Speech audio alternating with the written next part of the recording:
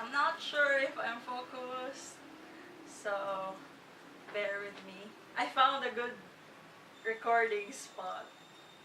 January is done and we have 11 months to go before this year ends. That's the countdown we do post holiday season. So for my January wrap up, which I'm clearly not doing as I said in my very first video, but let's say as it is the end of January, I only read one book, which is actually good because my goal for my Goodreads goal is only 12 books for the entire year. It's the same goal I did last year because I'm writing my thesis, so I'm not really keen on having a goal with the higher books. Anyway. So, the book we're talking about today is A Long Way Gone by Ishmael Beah. I read this on the last day of January. Obviously, it was January 31st. I read this in one sitting. I did not participate in the Diversathon, but I'm sharing this as my way of supporting its cause. So this is counted as my semi-pseudo-Diversathon book. Funny thing is, I bought this exactly a year ago. I write dates on the books I buy. So I bought this January 9 of 2016. And I read it January 31st of 2017.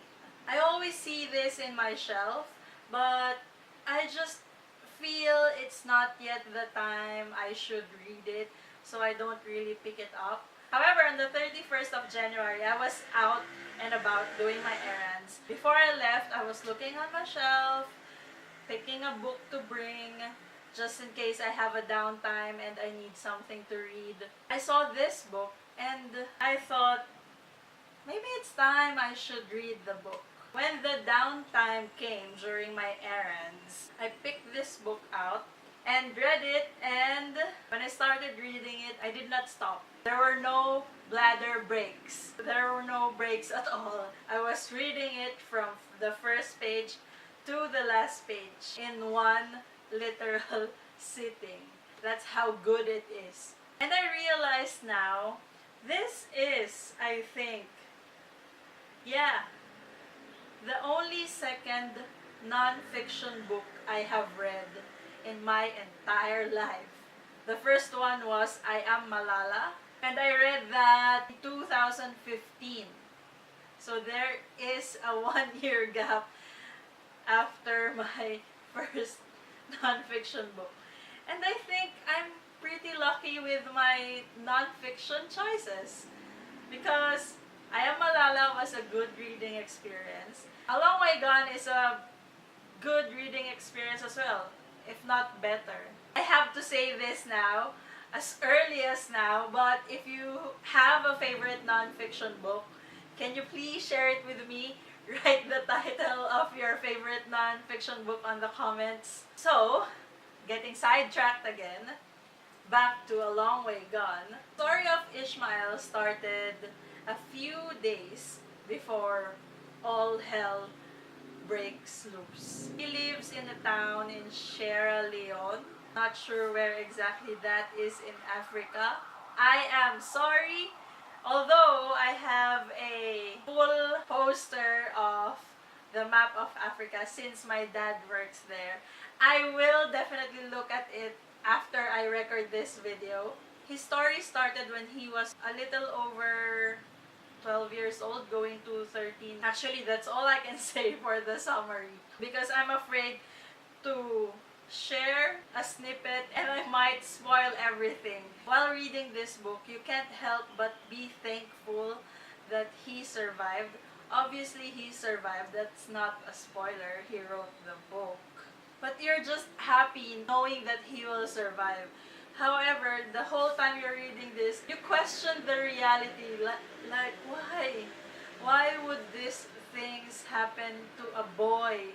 How could, in one part of the world, these things are happening, but in your part of the world, everything's fine? Just to make an example, the events in this book were happening in 1993. I was only 3 years old back then.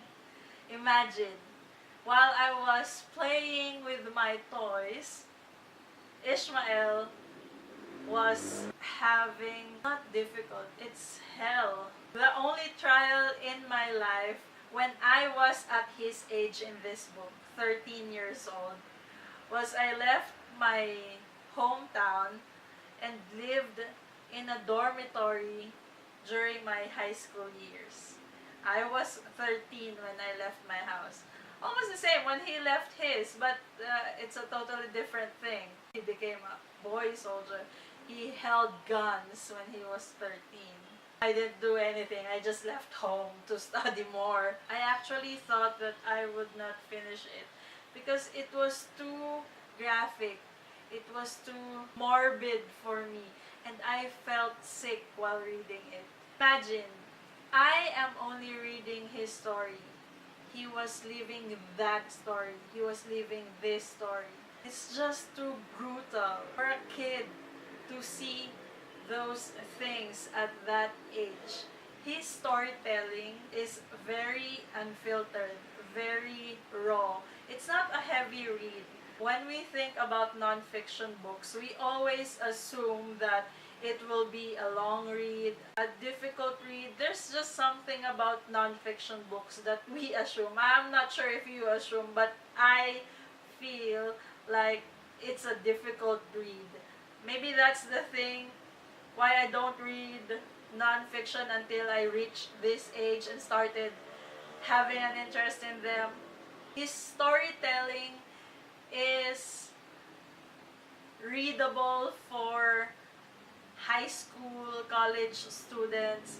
I always say this, that you should go read this book.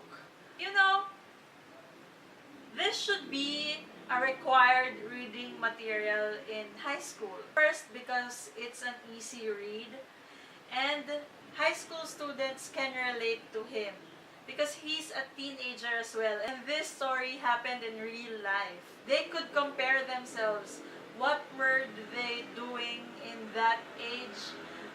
And what was he doing in that age? The class could have a discussion for this book. And still, even if this happened in the 90s, it is still happening now. This is still, for me, considered as current event. Teachers, don't just make your students write a book report for this. Make them discuss this in your class. Make them realize how lucky they are that they're living in this world, in this reality, when kids almost their age are living this reality. I hope you read this book. I hope the teenagers, the young adults would read this book. You would just appreciate your life. This is not happening to you. Honestly, if I were in his shoes, I would be dead on the first few pages. I will not survive this. I won't be able to write a book. Definitely 5 out of 5 stars for me. And as I always say, please go read this book. Please! So my battery is dying on me. It's flashing red now. I guess I should end it here. I'll see you when I see you. Bye!